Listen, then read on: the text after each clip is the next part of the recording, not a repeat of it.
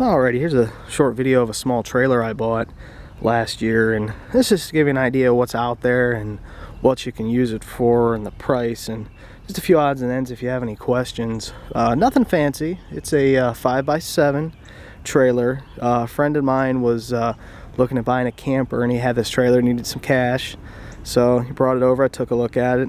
I bought it. This particular one I paid $300 for. This one was made, I don't know if you can see the tag here, let me get a little closer here, by International Trailer Corporation. This was made in Bethel, Ohio. This one actually made in the US. Pretty solid trailer. I don't know exactly what year it was made in, somewhere probably early to mid 90s, not 100% sure. The trailer itself weighs in at about 450 pounds empty.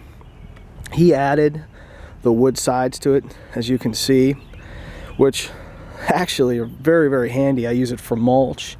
I haul my mower, use it for sticks or whatever. It hooks up. I tow it with my Buick. I got a 94 Roadmaster I tow it with. Which pulls quite fine, and like I said, it's not heavy. Roadmaster's got an LT1 in it, so it's got plenty of power. Sometimes I'll hook it up to my F-150. It's just easier with the Roadmaster. Got a Kurt hitch on there. It's got your standard, what is that, a three prong for the lights there, or 4-prong or whatever it is for the lights. There's your hookup for your chains. Pretty easy hookup there. Like I said, you can tow it with about anything. This Buick weighs like 4,500 pounds. It's probably overkill for the trailer, but nevertheless, it's what I have, so it's what I use. He added this little dolly there, a little jack, whatever you want to call it, which is really handy for moving around. Not that the trailer's heavy, but it does make it a lot easier. It does have underneath the wood floor, which you see in there, it's a steel grate, and then this is just plywood over top.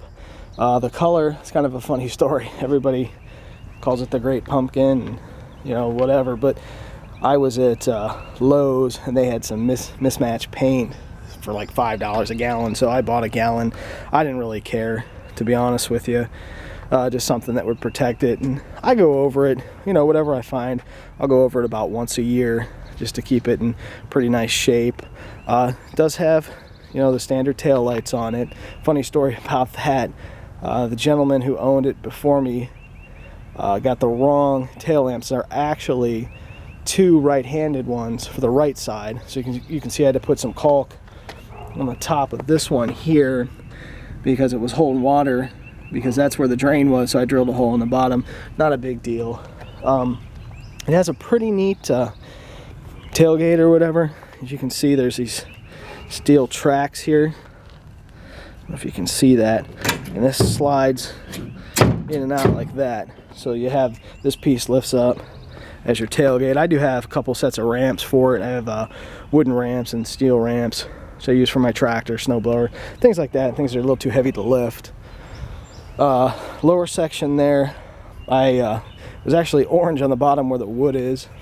Not sure if you can see that, but then I was a little too lazy to mask all the steel off, so I said, you know what, we'll just make it two-tone. What the hell? So there's the little tires it has. I do have a spare. Unfortunately, it doesn't hold air, so I'll have to get that fixed. I'll tell you, I recommend having a spare on a trailer.